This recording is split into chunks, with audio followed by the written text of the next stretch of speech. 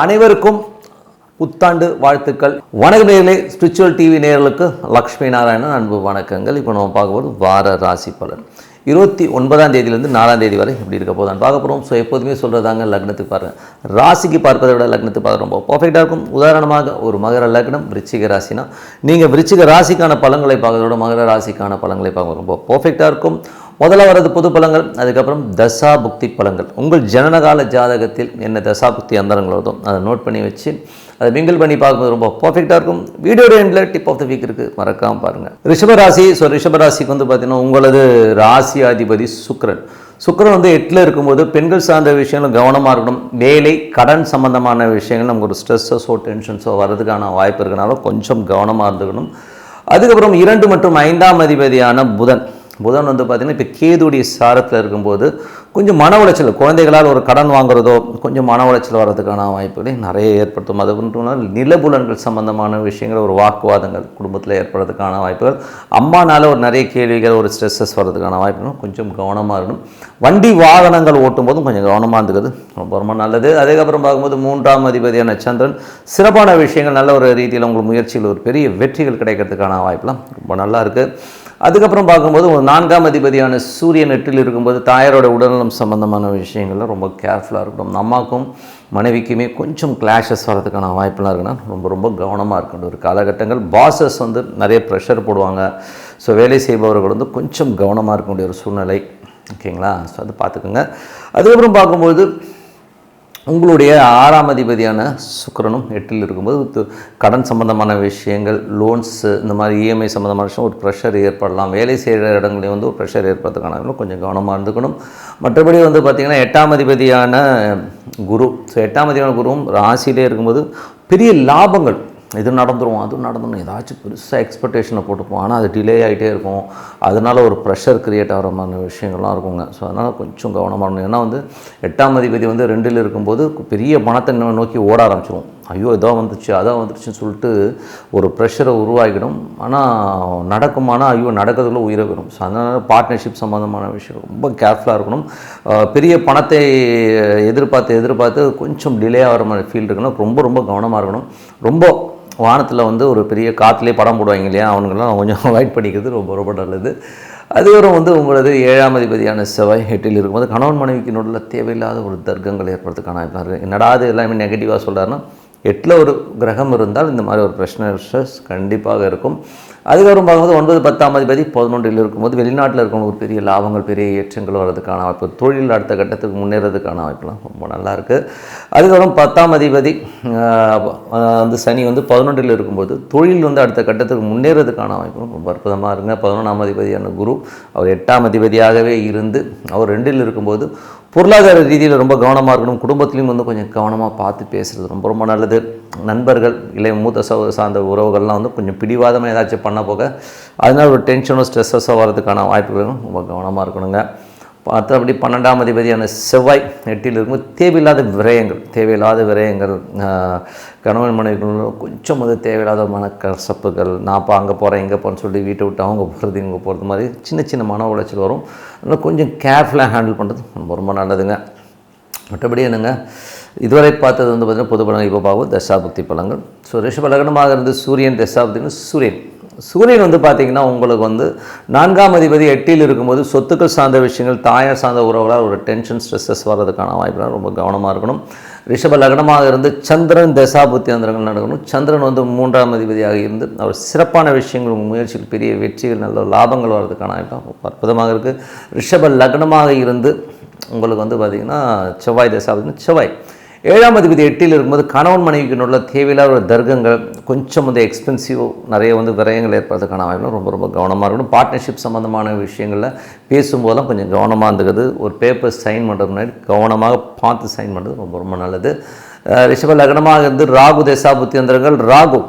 ராகு வந்து பார்த்திங்கன்னா 10ல் இருக்காருங்க. ஸோ பெரிய பிரம்மாண்டமான தொழில் சம்மந்தமான விஷயம் பெரிய லெவலில் வரணுங்கிற எண்ணங்களையும் அதுக்கான முயற்சிகள் பெரிய வெற்றி பெறுறதுக்கான ரொம்ப நல்லா இருக்குது. ஏன்னா வந்து ராகு வந்து தான் இருக்கிற இடத்துல உள்ள ஒரு சனியின் உடைய இடத்துல இருக்கிறனால பெரிய லாபங்களும் தொழில் அடுத்த கட்டத்துக்கு முன்னேறதுக்கான வாய்ப்புகளையும் கண்டிப்பாக கொடுப்பாருங்க. ரிஷப லக்னமாக இருந்து உங்களுக்கு வந்து குரு தசாபுத்தி. குரு வந்து பார்த்திங்கன்னா 8ஆம் அதிபதி 2ல் பார்த்து பேசணும். இன்வெஸ்ட்மெண்ட் சம்மந்தமான விஷயம் ரொம்ப கேர்ஃபுல்லாக இருக்கிறது ரொம்ப ரொம்ப நல்லது.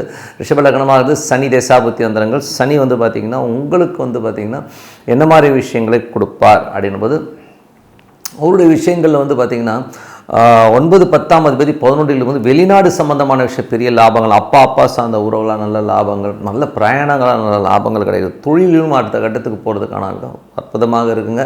ரிஷப லக்னமாக இருந்து புதன் தசாபுத்தி. புதன் வந்து 2 5ஆம் அதிபதி 8ல் இருக்கும்போது குடும்பத்தில் தேவையில்லாத கலக்கங்கள், தேவையில்லாத ஸ்ட்ரெஸ்ஸஸ் வர்றதுக்கான வாய்ப்பு, குழந்தைகளுக்காக கொஞ்சம் மன உளைச்சல் பட்டு கடன் வாங்குகிற சூழ்நிலை ஏற்படுத்தும். அதனால் கொஞ்சம் கவனமாக இருக்கிறது ரொம்ப ரொம்ப நல்லது. ரிஷப லக்னமாக இருந்து கேது தசாபுத்தி அந்தரங்கள். கேது 4ல் இருக்காருங்க. ஸோ 4ல் இருக்கும்போது வீடு சொத்துக்கள் சம்பந்தமான விஷயம், ஒரு மன உளைச்சல், கணவன் மனைவிக்கு நடுவில் தேவையில்லாத ஒரு மன உளைச்சலையும் ஒரு ஸ்ட்ரெஸ்ஸையும் ஏற்படுத்தும். தேவையில்லாத தர்க்கங்களை வந்து இப்போ வந்து கொஞ்சம் அவாய்ட் பண்ணிக்கிறது.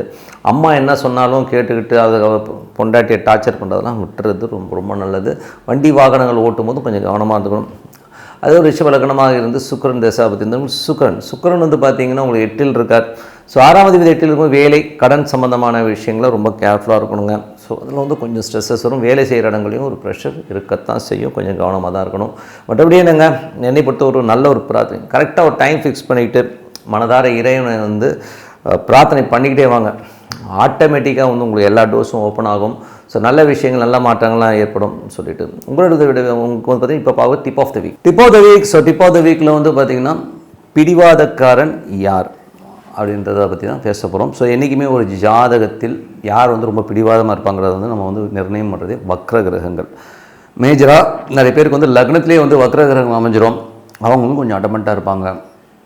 சில பேர் வந்து ராசி அதிபதி லக்னமும் சந்திரனும் ஒன்றா இருந்து பிறந்தவர்கள். சில பேருக்கு பார்த்திங்கன்னா இந்த மகர லக்னம் மகர ராசி வந்துடும். சில பேருக்கு வந்து அந்த மாதிரி லக்னமும் ராசியும் ஒன்றா இருக்கவங்க கொஞ்சம் அடமெண்ட்டாக இருப்பாங்க. அவங்களுடைய ஸ்டிஃப்னஸாக இருப்பாங்க. எடுத்த டெசிஷன்லேருந்து மாறவே மாட்டாங்க. ஸோ அது ஒரு விஷயம்.